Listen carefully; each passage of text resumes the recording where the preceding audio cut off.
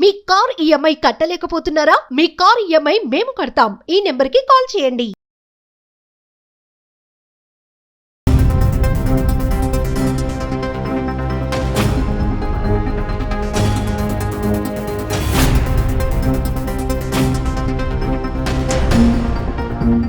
బుధవారం సాయంత్రం 8 గంటల సమయంలో శ్రీవారి దర్శనం టికెట్స్ కోసం ఒకేసారి జనమందరూ తొక్కిసలాట జరగటం వల్ల 6 చనిపోయారు. చాలామంది గాయపడ్డారంట. తిరుపతిలోనే ఈ దర్శనం టికెట్స్ జనవరి 10, 11, 12 వైకుంఠ ఏకాదశి సందర్భంగా ఈ దర్శనం టికెట్స్ దాదాపు 1,20,000 రిలీజ్ చేశారంట. ఇవి సర్వదర్శనం టికెట్లు అన్నమాట. అంటే అందరూ ఫ్రీగా దర్శనానికి వెళ్ళొచ్చు.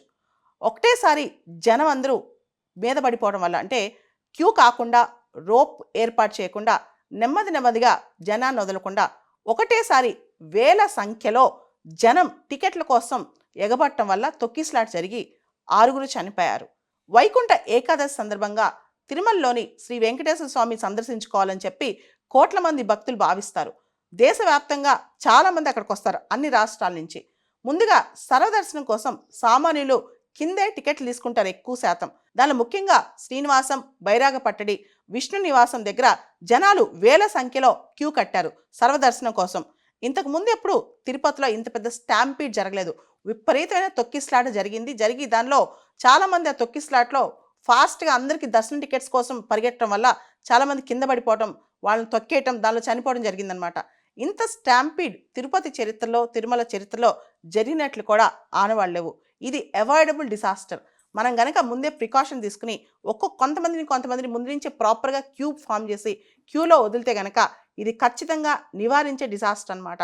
కాస్త జాగ్రత్తలు తీసుకుని ఉంటే గనక ఈ తొక్కిసలాట్ను, స్టాంపీడ్ను మనము ఆపగలిగేవాళ్ళం. దానికి కారణం ఏంటంటే అక్కడ ఓపెన్ గేట్ అనేది మనం ఎవరిని చూసినా చాలా చిన్నగా ఉంటుంది అనమాట. ఒకటేసారి అందరూ వెళ్ళేసరికి ఆ గేట్ ద్వారా వెళ్ళే అవకాశం దొరకదు. కాబట్టి ఒకళ్ళ మీద ఒకళ్ళు పడి తొక్కిసలాట జరిగింది. దీన్ని ముందుగా ప్రాపర్గా ప్లాన్ చేసుంటే, అంటే ఎంత క్యూ లైన్ పెట్టాలి, ఎంతమంది వస్తారు ఒక అసెస్ చేసుకుని. ఎందుకంటే శ్రీవారి దర్శనం అంటే చాలామంది, ముఖ్యంగా వైకుంఠ ఏకాదశి రోజున ఆయన చూడాలని చాలామంది కోరుకుంటారు. కాబట్టి ప్రతి ఒక్కళ్ళు ఎగబడతారు. ముఖ్యంగా తమిళనాడు, కర్ణాటక, చుట్టుపక్కల రాష్ట్రాల నుంచి కూడా వచ్చి సరదర్శనం కోసం చాలామంది నడుచుకుంటూ వస్తారనమాట అక్కడ దాకా. అలాంటి వాళ్ళందరి కోసం ముందే జాగ్రత్తగా ప్లాన్ చేసుకుంటే కనుక ఇది జరిగేది కాదు. ముఖ్యంగా పుణ్యక్షేత్రాల్లో, పెద్ద పెద్ద కుంభమేళాల్లో లేదా పుష్కరాల్లో ఇలాంటప్పుడు ఎక్కువ జనాభా, వేల సంఖ్యలో, లక్షల సంఖ్యలో జనాభా వస్తున్నప్పుడు ముందే ఏం ఆలోచించాలి, ఎలా ప్లాన్ చేయాలి, ఎలా స్టాంపీడ్ని నియంత్రించాలి, ఏ విధంగా జనాలకి బేసిక్ మెడికల్ ఫెసిలిటీసు లేదా basic health facilities, basic food కానీ ఇలాంటివి అందించాలి అనే దాని మీద ఇలా పెద్ద పెద్ద పండగలు కానీ, ఈవెంట్స్ కానీ, లేదా విశిష్టమైన రోజులు వచ్చినప్పుడు కానీ ప్రాపర్గా ప్లాన్ చేసుకుంటే కనుక స్టాంపీడ్స్ని మనం ఆపగలం. భారతదేశం లాంటి దేశంలో మొత్తం అంటే దేవుడు అంటే చాలామందికి అభిమానం ఉంటుంది. కాబట్టి ముఖ్యంగా సెంటిమెంట్గా పండగ రోజు దేవుడిని ఖచ్చితంగా దర్శించుకోవాలని చెప్పి భక్తులు ఆరాటపడతారు. దానిలో తప్పేం లేదు. కానీ దాన్ని ఆర్గనైజ్డ్ పద్ధతిలో వెళ్తే చాలా బాగుండేది.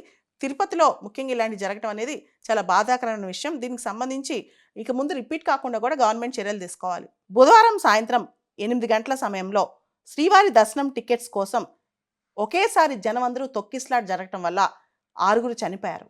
చాలామంది గాయపడ్డారంట. తిరుపతిలోనే ఈ దర్శనం టికెట్స్ జనవరి 10, 11, 12 వైకుంఠ ఏకాదశి సందర్భంగా ఈ దర్శనం టికెట్స్ దాదాపు 1,20,000 రిలీజ్ చేశారంట. ఇవి సర్వదర్శనం టికెట్లు అన్నమాట. అంటే అందరూ ఫ్రీగా దర్శనానికి వెళ్ళొచ్చు. ఒకటేసారి జనం అందరూ మీద పడిపోవడం వల్ల, అంటే క్యూ కాకుండా, రోప్ ఏర్పాటు చేయకుండా, నెమ్మదిగా జనాన్ని వదలకుండా ఒకటేసారి వేల సంఖ్యలో జనం టికెట్ల కోసం ఎగబట్టడం వల్ల తొక్కిసలాట జరిగి 6 చనిపోయారు. వైకుంఠ ఏకాదశి సందర్భంగా తిరుమలలోని శ్రీ వెంకటేశ్వర స్వామి సందర్శించుకోవాలని చెప్పి కోట్ల మంది భక్తులు భావిస్తారు. దేశవ్యాప్తంగా చాలామంది అక్కడికి వస్తారు, అన్ని రాష్ట్రాల నుంచి. ముందుగా సర్వదర్శనం కోసం సామాన్యులు కిందే టికెట్లు తీసుకుంటారు ఎక్కువ శాతం. దానిలో ముఖ్యంగా శ్రీనివాసం, బైరాగ పట్టడి, విష్ణు నివాసం దగ్గర జనాలు వేల సంఖ్యలో క్యూ కట్టారు సర్వదర్శనం కోసం. ఇంతకు ముందు ఎప్పుడు తిరుపతిలో ఇంత పెద్ద స్టాంపీడ్ జరగలేదు. విపరీతమైన తొక్కిసలాట జరిగి దానిలో చాలామంది ఆ తొక్కిసలాటలో ఫాస్ట్గా అందరికీ దర్శనం టికెట్స్ కోసం పరిగెట్టడం వల్ల చాలామంది కింద పడిపోవడం, వాళ్ళని తొక్కేయటం, దానిలో చనిపోవడం జరిగిందనమాట. ఇంత స్టాంపీడ్ తిరుపతి చరిత్రలో, తిరుమల చరిత్రలో జరిగినట్లు కూడా ఆనవాళ్ళేవు. ఇది అవాయిడబుల్ డిసాస్టర్. మనం గనక ముందే ప్రికాషన్ తీసుకుని కొంతమందిని ముందు నుంచే ప్రాపర్గా క్యూ ఫామ్ చేసి క్యూలో వదిలితే గనక ఇది ఖచ్చితంగా నివారించే డిజాస్టర్ అనమాట. కాస్త జాగ్రత్తలు తీసుకుని ఉంటే గనక ఈ తొక్కిస్లాట్ను, స్టాంపీడ్ను మనము ఆపగలిగేవాళ్ళం. దానికి కారణం ఏంటంటే అక్కడ ఓపెన్ గేట్ అనేది మనం ఎవరిని చూసినా చాలా చిన్నగా ఉంటుందన్నమాట. ఒకటేసారి అందరూ వెళ్ళేసరికి ఆ గేట్ ద్వారా వెళ్ళే అవకాశం దొరకదు. కాబట్టి ఒకళ్ళ మీద ఒకళ్ళు పడి తొక్కిస్లాట్ జరిగింది. దీన్ని ముందుగా ప్రాపర్గా ప్లాన్ చేసుంటే, అంటే ఎంత క్యూ లైన్ పెట్టాలి, ఎంతమంది వస్తారు ఒక అసెస్ చేసుకుని.